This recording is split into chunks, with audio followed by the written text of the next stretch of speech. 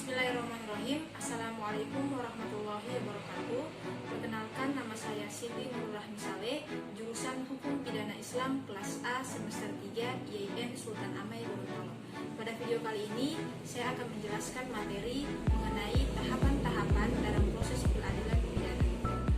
Tahapan-tahapan dalam proses peradilan pidana. Sebelum masuk pada tahapan proses peradilan pidana, ada dua hal yang perlu diketahui. Yang pertama ialah terjadinya delik. Terjadinya delik disebabkan 4 hal, yakni karena tertangkap tangan sebagaimana diatur dalam pasal 1/19 Kitab Undang-Undang Hukum Acara Pidana, kemudian karena adanya laporan.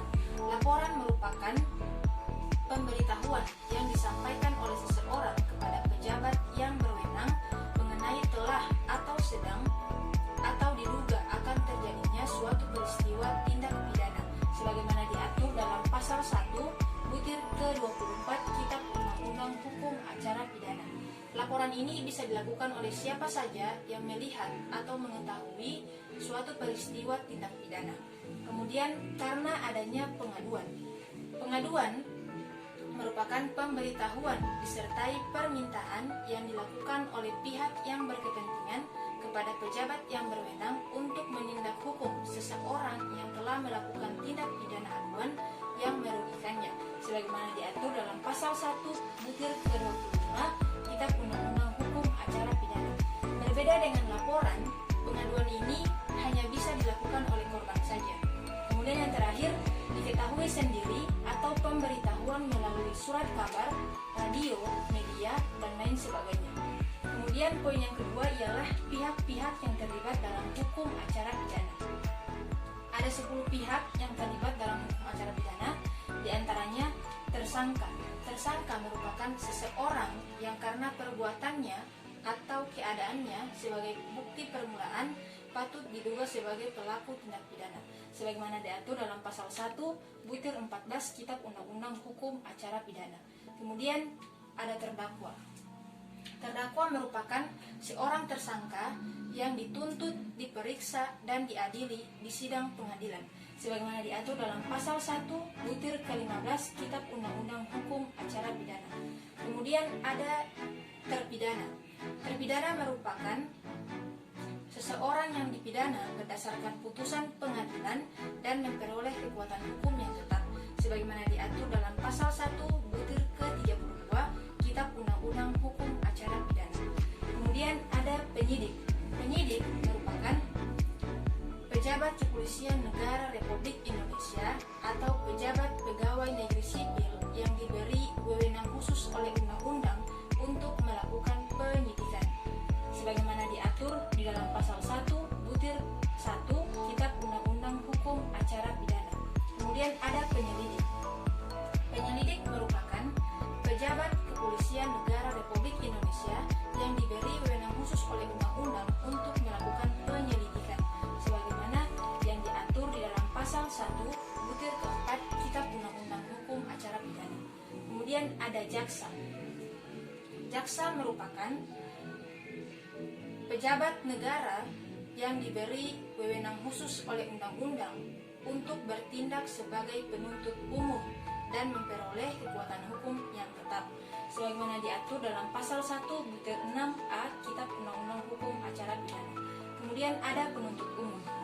Penuntut umum merupakan jaksa yang diberi wewenang khusus oleh undang-undang untuk melakukan penuntutan dan melaksanakan keputusan hakim sebagaimana diatur dalam pasal 1/6B Kitab Undang-Undang Hukum Acara Pidana.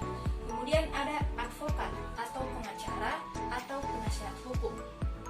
Ialah orang yang memenuhi syarat tertentu berdasarkan ketentuan undang-undang untuk memberi bantuan hukum sebagaimana diatur dalam pasal 1/13 Kitab Undang-Undang Hukum Acara Pidana. Kemudian ada hakim. Hakim merupakan pejabat pengadilan negeri yang diatur berdasarkan undang-undang untuk mengadili sebagaimana diatur dalam pasal 1/8 Kitab Undang-Undang Hukum Acara Pidana. Kemudian yang terakhir ialah saksi. Saksi ialah orang yang dapat memberikan keterangan guna kepentingan penyidikan, penuntutan, atau peradilan terhadap peristiwa yang ia lihat, ia dengar, atau ia alami sendiri, sebagaimana diatur dalam pasal 1 butir ke-26 Kitab Undang-Undang Hukum Acara Pidana. Kemudian masuk pada tahapan dalam proses peradilan pidana. Ada 3 tahapan dalam proses peradilan pidana, diantaranya yang pertama ialah proses atau tahapan pra-adjudikasi. Tahapan pra-adjudikasi merupakan tindakan aparat hukum untuk melakukan penyelidikan dan penyidikan sebelum berkas diajukan ke pengadilan. Tujuan diadakannya tahapan ini ialah agar terpenuhinya berita acara pemeriksaan. Adapun di dalam tahapan pra-adjudikasi ini terbagi menjadi 2, yakni tahapan penyelidikan dan tahapan penyidikan. Tahapan penyelidikan sebagaimana diatur dalam pasal 1 butir ke-5 Kitab Undang-Undang Hukum Acara Pidana merupakan serangkaian tindakan penyelidik untuk mencari dan menemukan suatu peristiwa yang diduga sebagai peristiwa tindak pidana. Adapun pihak yang terlibat dalam proses penyelidikan ini ialah penyelidik, yakni pejabat kepolisian negara Republik Indonesia yang diberi wewenang khusus oleh undang-undang untuk melakukan penyelidikan. Setelah penyelidik menemukan informasi baik itu dari adanya laporan, pengaduan, ataupun tertangkap tangan ataupun diketahui sendiri, maka penyelidik akan memberikan berkas atau hasil laporan tersebut kepada penyidik, yang dimana ini sudah masuk pada tahapan proses penyidikan. Tahapan atau proses penyidikan diatur dalam pasal 1 butir ke-2 Kitab Undang-Undang Hukum Acara Pidana, yakni serangkaian tindakan penyidik untuk menemukan dan mencari atau mengumpulkan bukti sebagaimana yang diatur di dalam undang-undang. Adapun pihak yang terlibat dalam proses penyidikan ini ialah penyidik, yakni pejabat kepolisian negara Republik Indonesia atau pejabat pegawai negeri sipil yang diberi wewenang khusus oleh undang-undang untuk melakukan penyidikan. Kemudian di dalam proses penyidikan ini juga ada beberapa proses yang harus dilalui, yang dimana dalam proses penyidikan ini bersifat kausalistis atau dilakukan berdasarkan jenis tindak pidananya yang dilakukan. Berdasarkan bab kelima Kitab Undang-Undang Hukum Acara Pidana, proses penyidikan ini terdiri dari yang pertama proses penangkapan. Proses penangkapan diatur dalam pasal 1 butir ke-20 Kitab Undang-Undang Hukum Acara Pidana. Penangkapan merupakan tindakan penyidik berupa pengekangan sementara waktu terhadap tersangka atau terdakwa apabila terdapat cukup bukti permulaan sebagaimana yang diatur di dalam undang-undang. Adapun beberapa hal yang perlu diperhatikan dalam proses penangkapan, diantaranya setelah dilakukan penangkapan maka harus segera diadakan pemeriksaan untuk mengetahui atau untuk menentukan apakah diperlukan penahanan. Kemudian yang kedua ialah untuk tindak pidana pelanggaran tidak perlu dilakukan penangkapan kecuali apabila telah dipanggil secara berturut-turut sebanyak 2 kali dan kemudian tidak memenuhi panggilan. Dan yang ketiga ialah diberikan surat perintah penangkapan. Kemudian setelah proses penangkapan ini dilakukan, maka akan masuk pada proses penahanan sebagaimana diatur dalam pasal 1 butir ke-21 Kitab Undang-Undang Hukum Acara Pidana. Penahanan merupakan penempatan tersangka atau terdakwa oleh penyidik, penuntut umum, atau hakim dengan penetapannya sebagaimana yang diatur di dalam undang-undang. Adapun hal-hal yang akan menjadi pertimbangan dalam proses penahanan ini diantaranya yang pertama, dikhawatirkan tersangka atau terdakwa ini akan melarikan diri atau akan menghilangkan atau merusak barang bukti serta melakukan tindak pidana ini kembali, dan juga menghilangkan atau mempengaruhi saksi. Kemudian yang kedua, untuk jenis tindak pidana yang ancamannya lebih dari 5 tahun, maka perlu diadakan penahanan. Kemudian setelah penyidik melakukan proses penahanan, langkah selanjutnya ialah proses penggeledahan. Proses penggeledahan ini terdapat dalam pasal 32 Kitab Undang-Undang Hukum Acara Pidana, yang dimana dalam penggeledahan ini terdiri dari dua, yakni ada penggeledahan rumah yang diatur dalam pasal 1 butir 17 KUHP dan penggeledahan badan terdapat dalam pasal 1 butir 18 Kitab Undang-Undang Hukum Acara Pidana. Adapun yang perlu diperhatikan di dalam syarat-syarat penggeledahan ini ialah bahwasannya yang pertama, harus adanya surat izin dari ketua pengadilan negeri setempat. Kemudian yang kedua, adanya surat perintah dari penyidik. Kemudian yang ketiga, disaksikan oleh 2 orang saksi atas persetujuan dari tersangka atau penghuni rumah. Dan yang terakhir ialah dalam 2 hari harus dilakukan atau harus dibuatkan berita acaranya. Adapun penggeledahan ini dia sebagai alat dan sarana bagi penyidik untuk mengumpulkan bukti di dalam dalam sebuah kasus pidana. Setelah proses penggeledahan ini dilakukan oleh penyidik, baik dari penggeledahan rumah ataupun badan, maka masuk kepada proses selanjutnya, yakni proses penyitaan sebagaimana diatur dalam pasal 1 butir 16 Kitab Undang-Undang Hukum Acara Pidana. Penyitaan merupakan serangkaian tindakan penyidik untuk mengambil alih atau menyimpan di bawah kekuasaannya benda bergerak atau benda tidak bergerak dan benda berwujud atau benda tidak berwujud untuk kepentingan pembuktian. Adapun benda-benda atau barang yang dapat disita berupa yang pertama ialah benda yang digunakan secara langsung untuk melakukan delik. Yang kedua ialah benda yang digunakan untuk menghalang-halangi penyidik delik. Dan yang ketiga ialah benda yang dibuat khusus dan diperuntukkan melalui delik. Adapun berakhirnya proses penyitaan diantaranya yang pertama, karena perkara tersebut itu sudah tidak lagi dituntut dan tidak memiliki cukup bukti. Dan yang kedua ialah adanya putusan hakim yang tetap. Dan yang ketiga, dikarenakan proses penyidikan dan penuntutan ini sudah tidak diperlukan lagi. Kemudian setelah proses penyitaan ini dilakukan oleh penyidik, maka penyidik akan membuat berita acara pemeriksaan. Jadi berita acara pemeriksaan ini ialah kompilasi atau kumpulan-kumpulan berkas dari hasil proses penangkapan, penahanan, penggeledahan, penyitaan.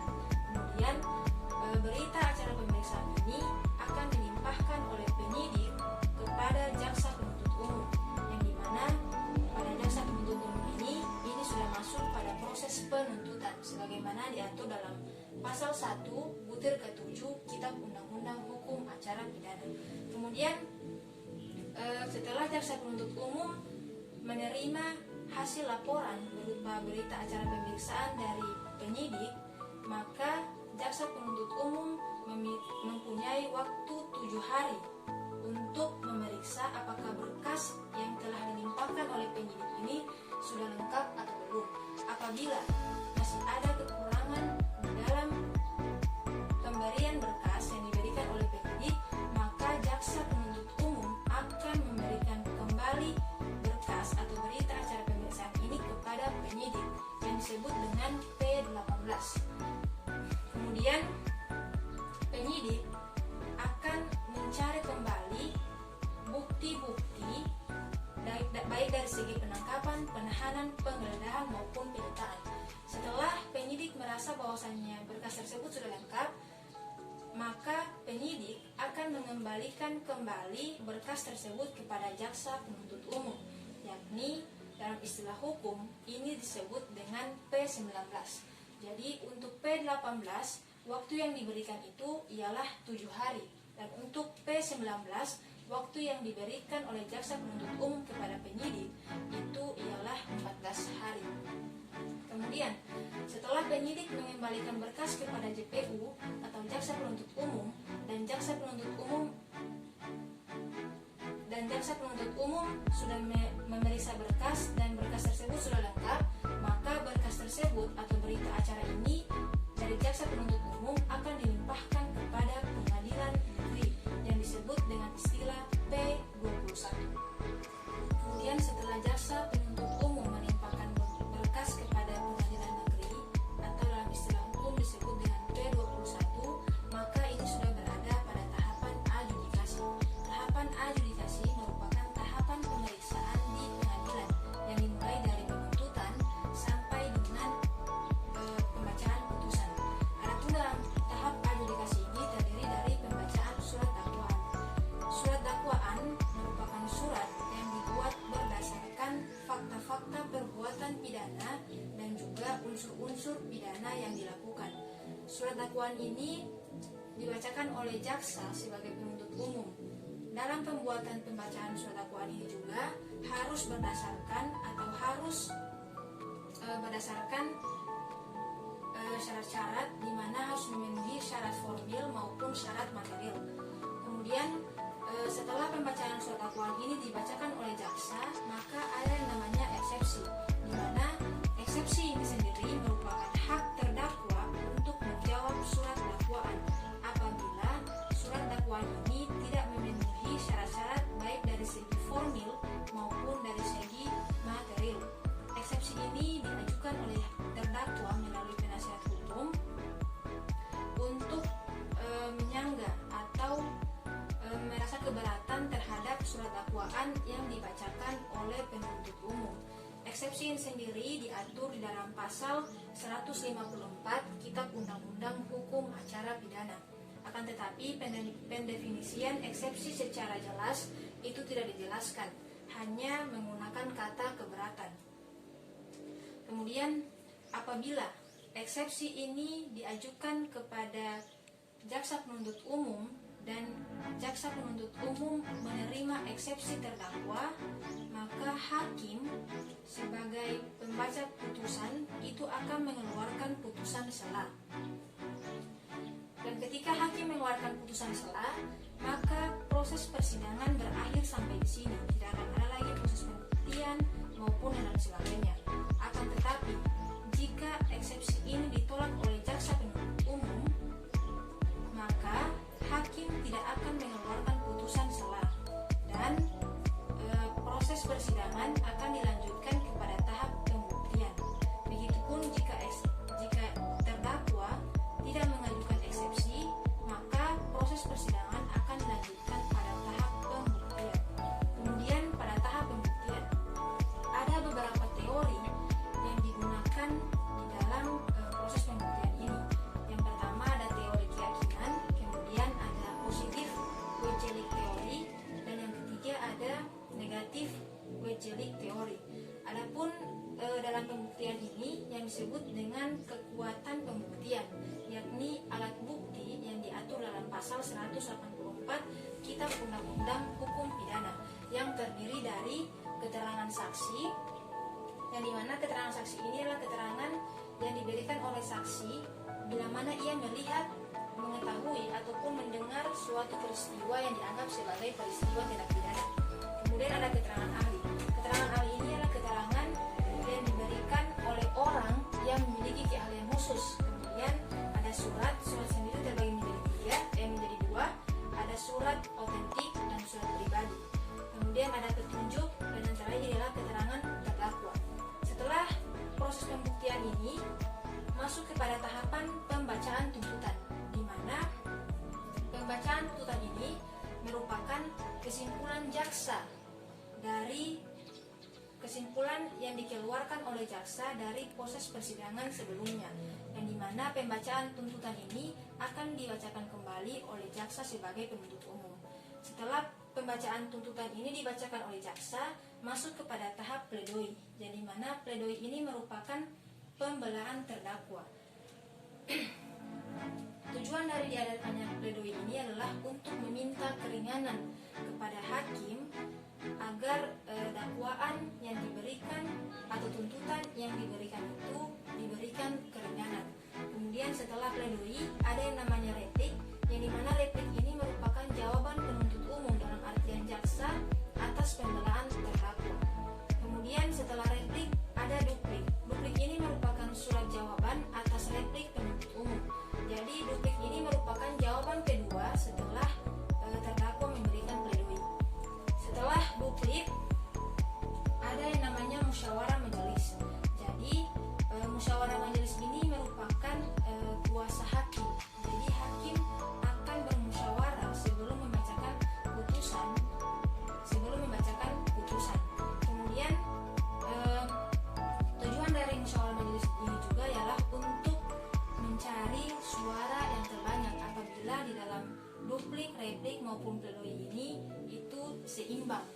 Kemudian setelah musyawarah majelis, maka hakim akan masuk kepada proses akhir, yakni pembacaan putusan, yang dimana pembacaan putusan ini juga merupakan kuasa hakim di dalam membacakan putusan yang nantinya akan dijatuhkan kepada terpidana. Isi dari pembacaan putusan ini juga, isi putusan hakim terdiri dari 3, diantaranya putusan pidana, yang dimana putusan pemidanaan ini ialah putusan yang dikeluarkan oleh hakim apabila terpidana ini dia benar-benar terbukti melakukan tindak pidana. Kemudian ada yang namanya putusan bebas, yang dimana putusan bebas ini merupakan putusan yang dikeluarkan apabila seorang tersebut dia tidak dianggap atau tidak melakukan suatu perbuatan tindak pidana. Dan yang ketiga ialah putusan lepas dari segala tuntutan hukum, dalam artian